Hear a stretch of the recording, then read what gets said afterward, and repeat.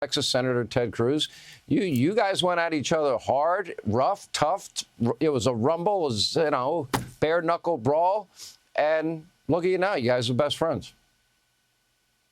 Yeah, look, we work hand in hand. In his first term, I was President Trump's strongest ally in the U.S. Senate. His second term, I'm still his strongest ally in the U.S. Senate. And I got to say, the first 100 days, it's breathtaking. We have never seen in more than 2 centuries of our nation's history a president hit the ground running as fast, as furious. There is a level of focus and sophistication in this second term that is qualitatively different from the first term. You look at the cabinet that had been nominated. This is a cabinet that is focused on change, focused on results. And let's take the border. A 99.9% decrease in illegal crossings in the first 100 days. It is staggering, and the phrase promises made, promises kept is a simple description of what's happened. Look at Donald Trump in the interview with this guy from ABC. I don't even know who you are. I just know you're not George Stephanopoulos and the other guy, which is pretty funny in and of itself. But it was just a brutal takedown. They don't know how to handle him. The only thing they revert to is form, and that is they go back to hating Trump. And the negative stories for the first 100 days, 92% negative, 7.8% positive. And that tells you everything you need to know about why people don't trust them anymore. You experienced it in Texas. Look, the corrupt corporate media is utterly dishonest. They've abandoned any pretense at being journalists. They are propagandists. They hate Trump.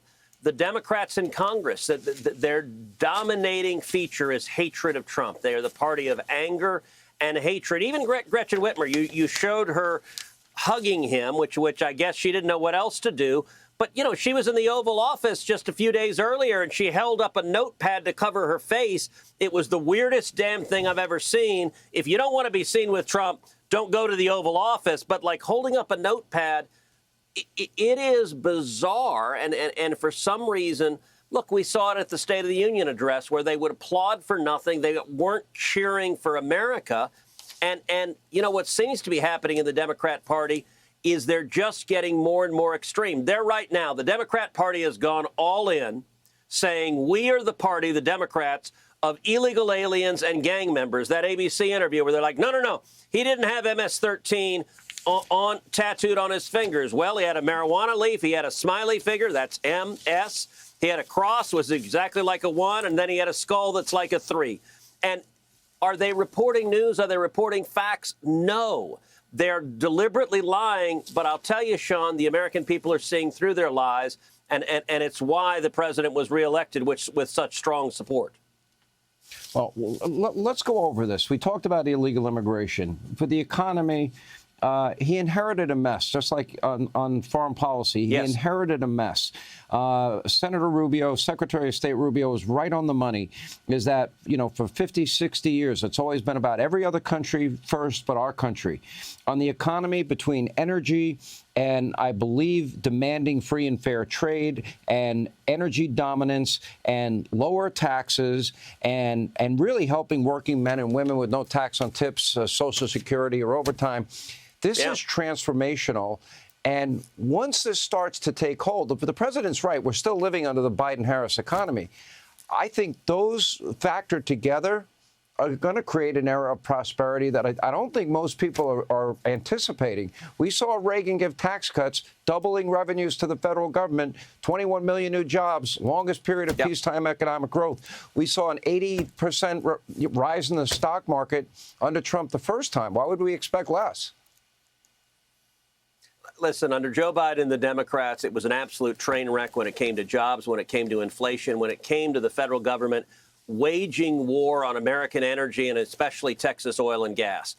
All of that ended on January 20th. If you want more jobs, the 2 best levers government has are tax reform and reg reform. On reg reform, every day the Trump administration is repealing job-killing regulations. Just over a week ago, I brought the EPA Administrator Lee Zeldin, a good man who's repealing job-killing regulations day after day after day. I brought him out to West Texas, the Permian Basin. You know something amazing, Sean? Lee Zeldin is the first EPA administrator in the history of the country to go to the Permian Basin, the #1 energy-producing region of the state. That is like the ag secretary having never gone to Iowa. That is like the secretary of state having never gone to the United Kingdom. EPA administrators just destroyed jobs. With Trump, they're focused on jobs, and we're going to also extend the tax cuts. We're going to make them bigger and bolder. And on trade, look, the tariffs have given President Trump unprecedented leverage, and I hope and believe he's going to use that leverage to dramatically lower tariffs of our trading partners and to bring jobs back to America. That's a huge victory for American workers, and that's America first. All right, Senator Cruz, as always, thank you. Hey, Sean Hannity here. Hey, click here to subscribe to Fox News YouTube page and catch our hottest interviews and most compelling analysis. You will not get it anywhere else.